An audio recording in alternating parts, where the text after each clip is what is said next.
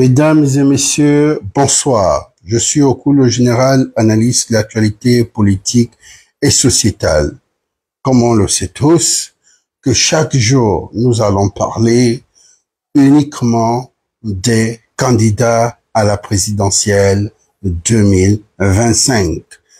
Oui, mesdames et messieurs, soyez la bienvenue sur ma plateforme. Comme je vous ai dit, chaque candidat a sa musique, a son son, nous allons jouer. Nous allons commencer par monsieur Alain-Claude Bilibidze, que nous allons lire la biographie après.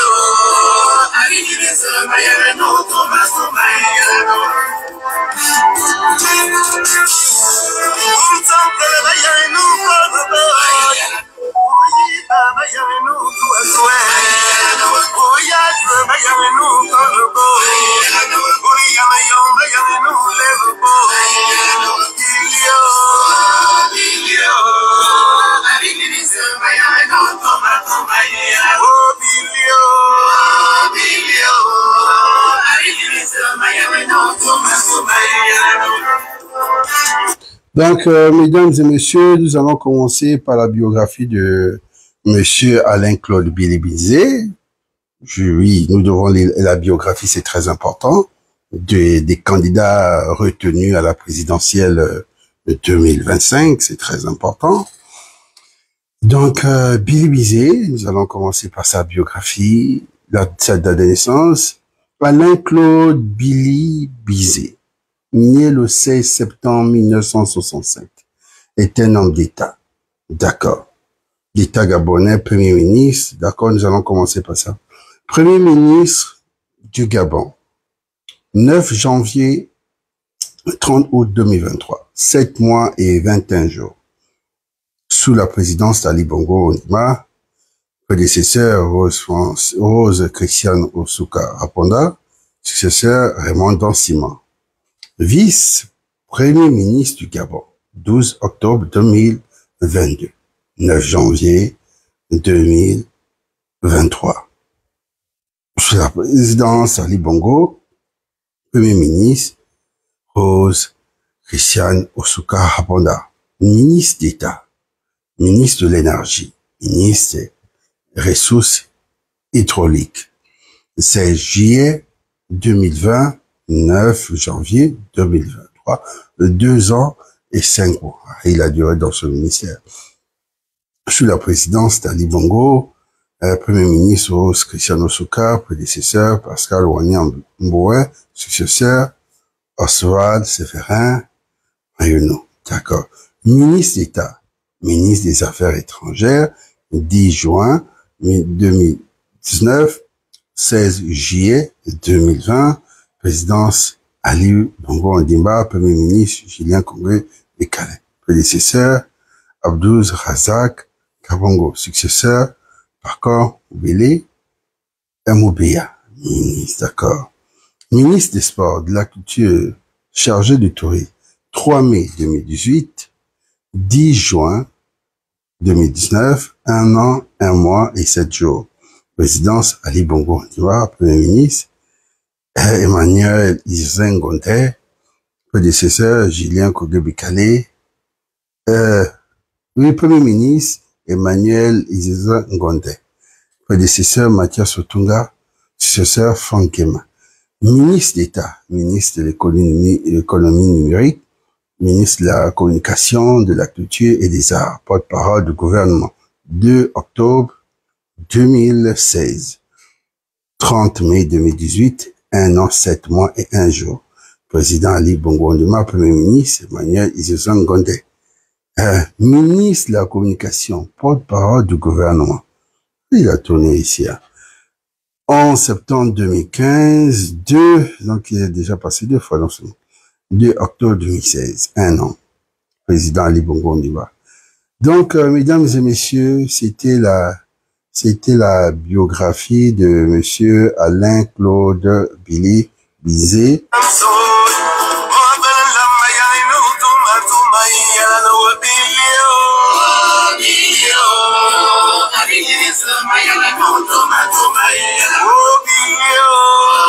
Nous allons prendre la biographie d'un autre candidat,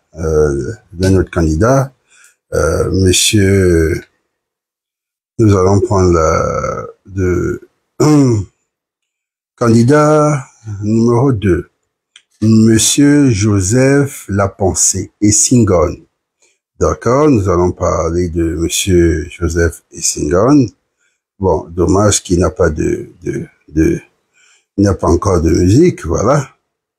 Donc, il est né le 21 novembre 1972 à Lambaréné.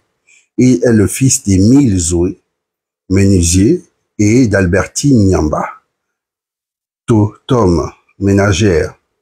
Après ses études, mettez les cœurs pour m'aider, s'il vous plaît. Si vous mettez assez de cœurs, nous allons sécuriser le live comme hier. Mais si vous me regardez, vous êtes concentré sur ce que je dis par rapport au candidat à la biographie, ça va forcément signaler. Donc, s'il vous plaît, mettez les cœurs, c'est important. Nous sommes en train de lire la biographie de chaque candidat. Donc, on était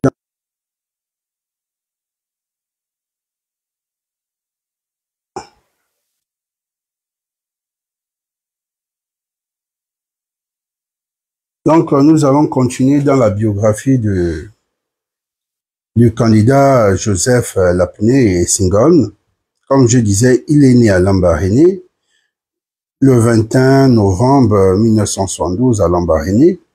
C'est le fils d'Émile Zoé, menuisier, et d'Albertine Nyamba, Totom, ménagère. Après ses études primaires et secondaires à l'école catholique de Misanga à Njolé, au collège d'enseignement secondaire de Njolé et au lycée d'État de l'Estuaire, il obtient son baccalauréat série B, économie en 1994. Wow, ça fait longtemps. Ses études universitaires à la faculté de droit et de sciences économiques de l'université Omar Bongo de Libreville sont sanctionnées par un diplôme de maîtrise en droit public, puis un master recherche option finance publique et sociale et fiscalité. Obtient en 2006 à l'université Jean Moulin de Lyon, 3 en France.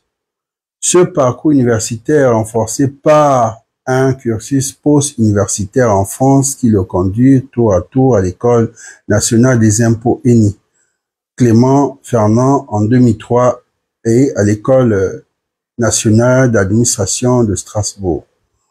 Promotion Aimé Césaire en 2009.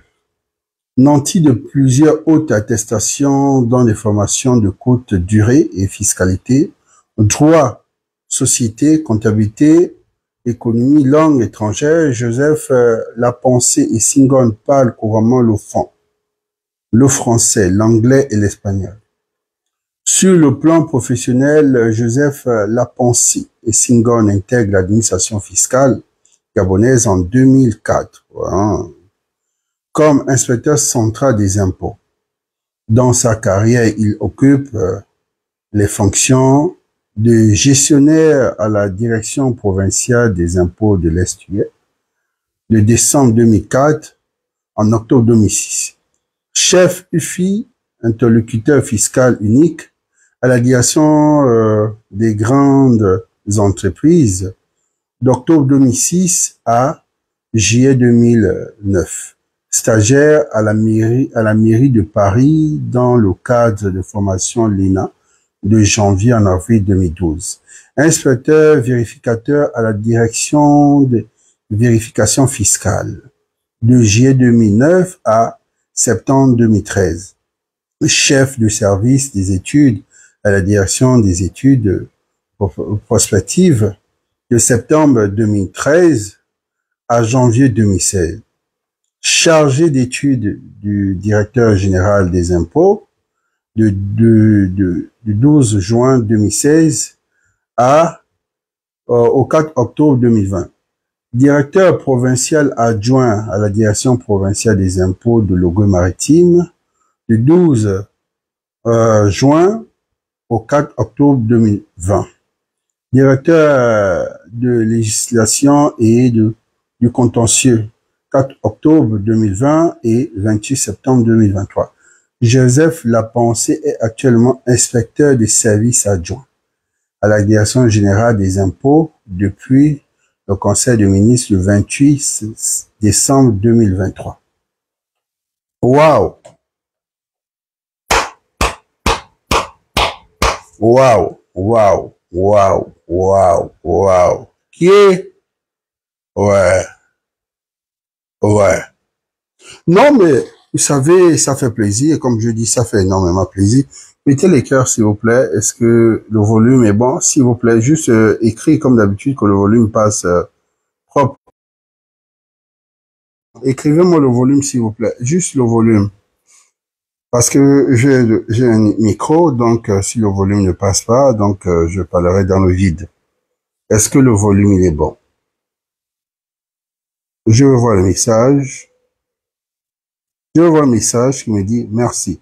Oui, est-ce que mon volume il passe, Boulex? Mon micro il est bon? Oui, d'accord. Donc moi je me dis, vous voyez un jeune vous voyez pas un jeune, vous voyez ce Gabonais de 1972, lui un grand frère de beaucoup d'années quand même, hein, c'est un aîné.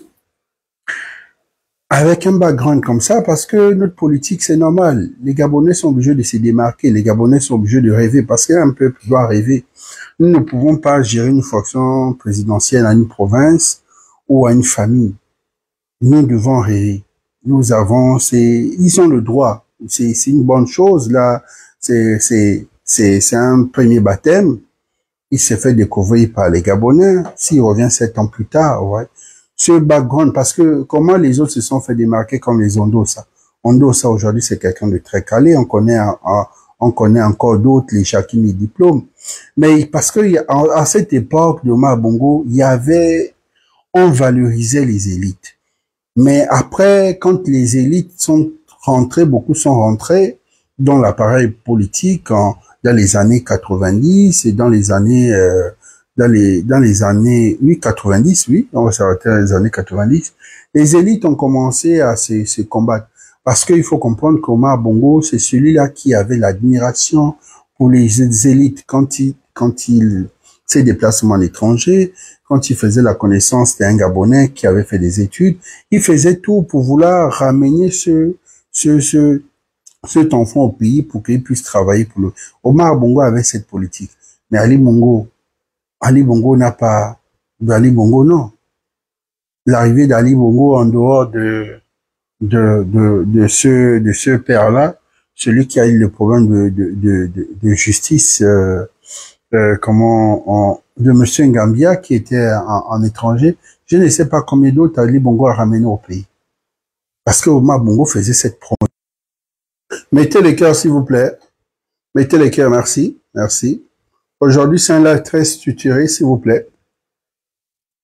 Aujourd'hui, c'est un live très structuré parce que nous allons parler des carrières de ces candidats. Nous allons prendre le cas de monsieur, attendez, je prends de monsieur Joseph, le docteur, attendez s'il vous plaît.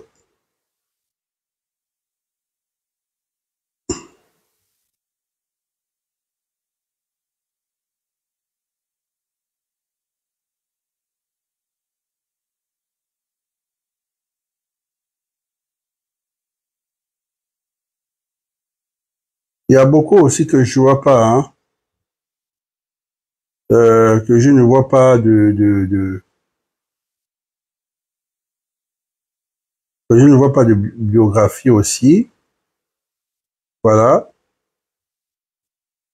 Le docteur, quand je tape la biographie du docteur du docteur Stéphane Germain Iloko. Je ne trouve pas vraiment son background. Je découvre qu'il était porte-parole. Il était conseiller du DCP auprès du secrétaire général. Il était le porte-parole du PDG. Je cherche un peu sa biographie, je n'en trouve pas. Mais on sait tous que c'est un intellectuel, il y a un doctorat. Je ne sais pas si son doctorat est en médecine ou un doctorat dans une autre science. Donc, pour le docteur Iloko, vraiment désolé pour son background, mais déjà, il a un background, il a un doctorat. De Stéphane Germain Iloko. Sa seule biographie ici, je cherche, je n'ai pas trouvé. C'est un peu compliqué. Juste conseiller du DCP, donc je comprends qu'il était premier ministre. Il était le conseiller d'Ali Bongo, il était porte-parole du PDG. Bon, il a un doctorat. Dans quoi? Je ne sais pas quelle d'autres fonctions il est occupé dans la fonction publique. Je tapé là. Vous savez que depuis ce problème-là, où il y a un regard sur les biographies de tout ce qui est autorité, beaucoup ont modifié, beaucoup ont bloqué la biographie et essayé d'actualiser et autres parce qu'il n'y avait pas un regard dessus. On vient, on balance une biographie avec, on montre l'expérience administrative, parfois c'est faux. Et depuis ce moment-là, si vous allez un peu sur un des moteurs de recherche, vous allez remarquer que beaucoup ont retiré leur biographie. Donc, on était vraiment dans ce game du mysticisme. Nous allons retenir que Monsieur Germain Iloko a un doctorat. Il a un doctorat, il a une expérience politique, il était conseiller d'Ali Bongo, PDG auprès du secrétaire général.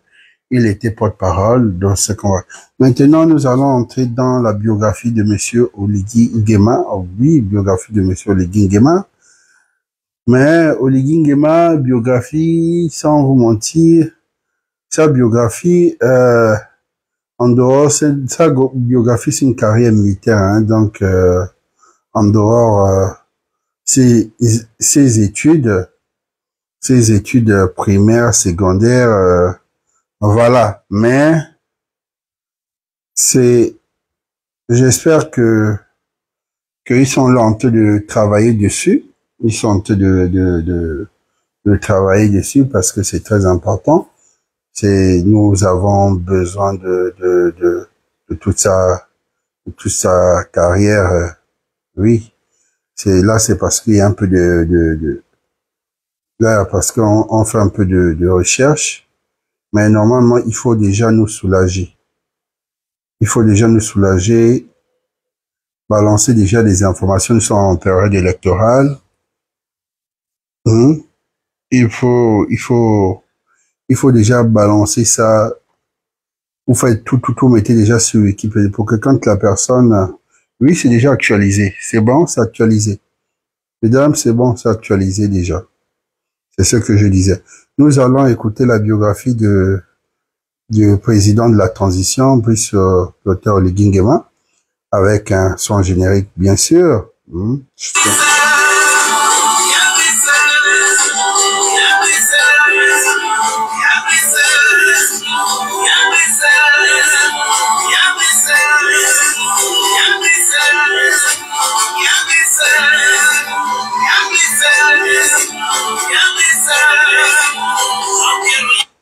Donc, la biographie du chef de la junte, donc Brice Oligui Nguema, d'accord, né le 3 mars 1975, est un militaire, un homme d'État, d'accord, biographie. En fonction depuis le 4 octobre 2023, 1 an et 6 mois et 5 jours. Vice-président Joseph Ondo-Ber. Premier ministre Raymond Dansima. Prédécesseur Ali Bongo Ondimba. président du comité pour la transition et de la restauration des institutions. En fonction depuis le 30 août 2023, 1 an, 6 mois et 7 jours. Prédécesseur, fonction crayonne, ministre de la Défense et de la Sécurité. 4 septembre 2023 au 10 février 2024. 5 mois et 6 jours. Premier ministre Raymond Doncima. Gouvernement Doncima, successeur Brigitte Onkanoa Défense, Emmanuel Mongo, d'accord. Nom de naissance, Brice Clotaire Oligui. Date de naissance, 3 mars 1975. Il a 50 ans. Lieu de naissance, Lekoni, Lekori, Otogwe, Gabon. Nationalité gabonaise. Conjoint, Zita Oligui Nguema et Anouchka Avom. C'est bien écrit ici, mesdames et messieurs. Je n'invente rien, c'est bien écrit. Zita Oligui Nguema en bleu et c'est bien écrit et Anouchka Avom en rouge. Donc, il est officiellement reconnu, il est marié à 2 femmes. Diplômé de Académie royale militaire de Meknes, oui, ça c'est chez nous au Maroc. Profession militaire général de brigade, religion catholique. Nous allons continuer. Commandant de la garde républicaine gabonaise. Il joue un rôle clé dans le coup d'État de 2023 qui renverse le président de la République, Ali Bongo, depuis. Il est de facto le dirigeant du pays. Biographie origine. Brice Clotaire Oligui Nguema, oui, né le 3 mars 1975 de son père, était un enseignant d'ethnie Fon, de Wellington, et sa mère d'ethnie Teke, originaire du département de Lekoni, Lekori. D'accord? Dans la province de Haut-Ogooué, à l'est du Gabon. Formé à l'Académie royale militaire de Meknes, que je vous ai dit, il sert d'abord durant la présidence d'Omar Bongo en tant que chef de camp. D'accord. Carrière attaché militaire. Carrière attaché militaire. Après l'élection présidentielle 2009 et la victoire d'Ali Bongo, Brice Oligui Nguema est nommé attaché militaire à l'ambassade du Gabon au Maroc puis au Sénégal. Commandant de la garde républicaine. En octobre 2019, il est rappelé au Gabon, oui, où il remplace le colonel Frédéric Bongo, demi-frère d'Ali Bongo, à la tête des services de renseignement et de la garde républicaine. La direction générale des services spéciaux, dont l'une des missions principales est assurer de façon permanente la sécurité et la protection du président de la République à l'intérieur et à l'extérieur du territoire national. Ça, c'est le rôle de la DGSS. Le 8 avril 2020, alors colonel, il prend le commandement du corps de défense et de sécurité de la garde républicaine. Il remplace le général Grégoire Kouna. Coup d'État de 2023 et prise du pouvoir. Article détaillé. Coup d'État de 2023 au Gabon. L'élection présidentielle de 2023, dont les résultats sont annoncés le 30 août 2023, marque le début d'un coup d'État mené par le Comité pour la transition et la restauration des institutions.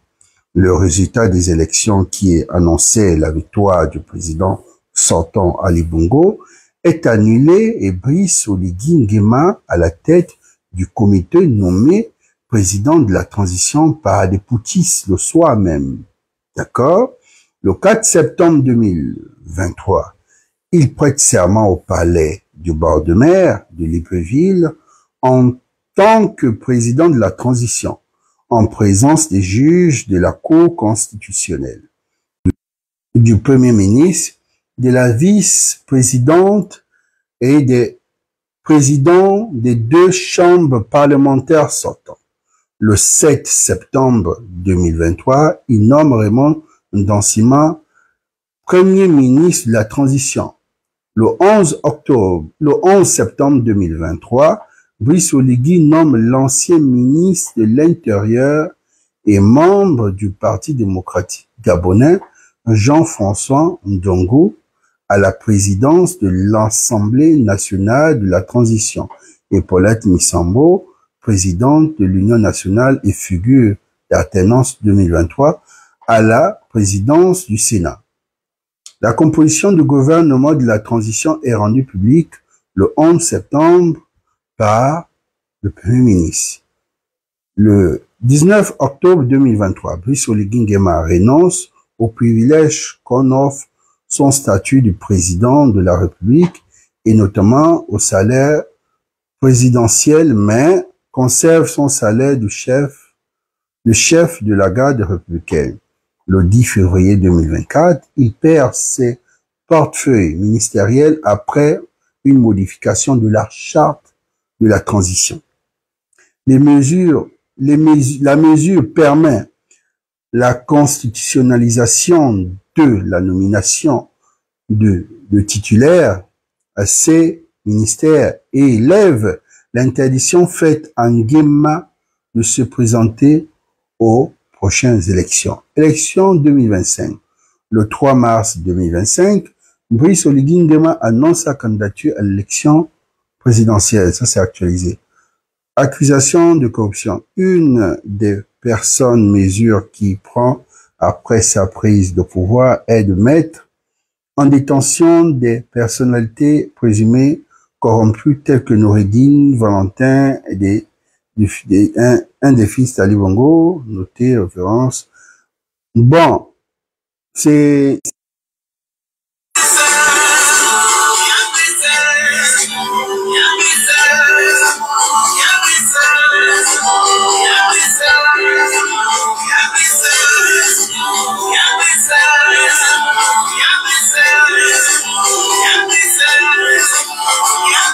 Donc, mesdames et messieurs, ce sont les candidats à la présidentielle 2025, les 4. Nous avons, au départ, c'était 23. Sur les 23, 19 ont été éliminés. Donc, 4 retenus. Les autres, pour des problèmes d'acte de naissance. Mais nous allons écouter un homme politique nous allons écouter monsieur Jean-Rémy Yama.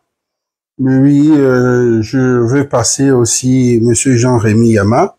Il n'est pas le 5e, mais comme il y a recours, et je pense que monsieur Jean-Rémy Yama a raison. En tant qu'analyste de l'actualité politique et sociétale, j'ai eu le temps d'analyser et de dire oui. Parce que vu l'âge de monsieur Jean-Rémy, on va écouter monsieur Jean-Rémy Yama, s'il vous plaît. Mesdames et messieurs, s'il vous plaît, pas de bruit. Non. Sa commission, ils se sont fourvoyés. Vous en écoutez monsieur Jean-Rémy Yama, s'il vous plaît. Le ministre de l'Intérieur et sa commission, ils se sont fourvoyés. Parce que lorsqu'il me rapporte à l'article 170, que dit l'article 170 du code pénal? Du code, excusez-moi, avec l'habitude de prison. Donc, le code qui me revient en tête le plus souvent, c'est le code pénal. Alors, il s'agit là du code plutôt électoral. Que dit l'article 170? Il dit ceci. Sont éligibles à la présidence de la République tous les Gabonais, les deux sexes remplissant les conditions si au moins un parent gabonais, lui-même né gabonais, avoir la nationalité gabonaise unique et exclusive, et ainsi de suite. C'est surtout ce premier alinéa qui va nous intéresser, parce que ce premier alinéa reprend les dispositions de l'article 43 de la Constitution.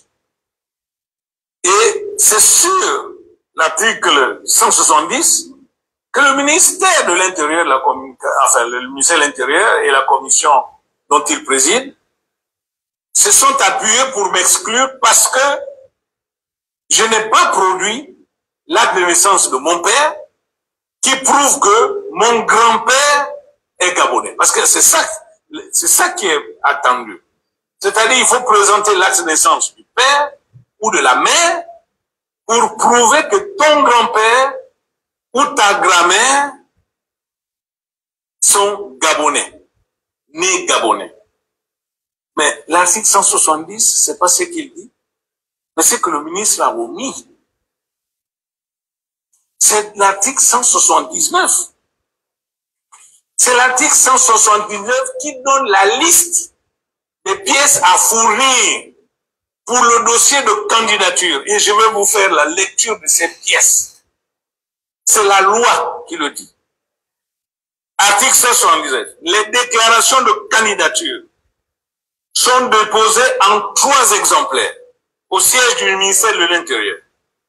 Le ministre de l'Intérieur, donc un exemplaire pour le ministère de l'Intérieur, un pour la SER et l'autre pour la Cour constitutionnelle. Chaque dossier de candidature doit, sous peine d'irrecevabilité, comporter les éléments suivants. Et on liste ces éléments. Une déclaration de candidature, c'est dans le dossier. Un extrait d'acte de naissance légalisé, c'est dans le dossier. Un extrait de bulletin numéro 3, c'est-à-dire le casier judiciaire, c'est dans le dossier. Une photographie et un signe distinctif, donc c'est dans le dossier. Ensuite, un certificat médical, c'est dans le dossier. Ensuite, un certificat de résidence, c'est dans le dossier. Un récépissé de déclaration des biens, c'est dans le dossier. Et une attestation d'aptitude linguistique, c'est dans le dossier, j'ai eu mention excellent. Une déclaration sur l'honneur du candidat attestant ne posséder que la nationalité gabonaise, c'est dans le dossier. Un justificatif de rénonciation à toute autre nationalité, c'est dans le dossier. Une quittance de paiement au trésor public de 30 millions, c'est dans le dossier. Un récépissé de dépôt de candidature, ensuite il est dit, un récépissé de dépôt de candidature est délivré à l'intéressé. Comment délivrer un récépissé de dépôt de candidature? Ensuite, le ministère, écoutez bien, le ministère de l'Intérieur examine les dossiers de candidature conformément à la loi. Conformément à la loi. Mais c'est l'article 179 de la loi qui donne la liste des pièces à fournir. Sur cette liste, il n'y a pas d'acte de naissance du père, il n'y a pas d'acte de naissance de la mère. Donc, en réalité, c'est une invention, ou, pour être plus poli, c'est une interprétation du ministre de l'Intérieur qui ne s'appuie ni sur un décret, sur un arrêté. Donc, c'est cette commission qui a interprété parce que c'est clair. Donc, vous avez écouté Monsieur Jean-Rémy Yama, disqualifié, donc recours à la CCC, à la Cour constitutionnelle, et Bon, mesdames et messieurs, je vais devoir terminer pour le premier tour et attendre 23 heures pour le live spécial Aurélien Mitia Mi Ngema. Donc,